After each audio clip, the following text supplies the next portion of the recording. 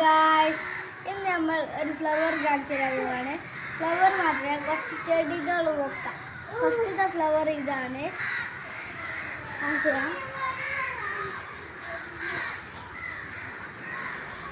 ഇതാണ് നമ്മുടെ ഫസ്റ്റത്തെ ഫ്ലവർ.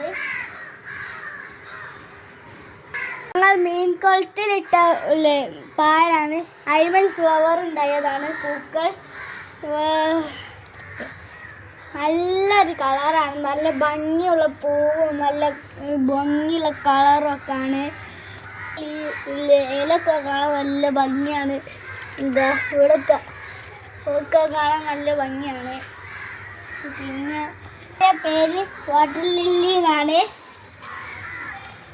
അപ്പം ഗപ്പിയൊക്കെ ഉണ്ട്, കുറേ ഉണ്ട്, മക്കളുണ്ട്, വലുതുണ്ട് ഒക്കെ ഉണ്ട്.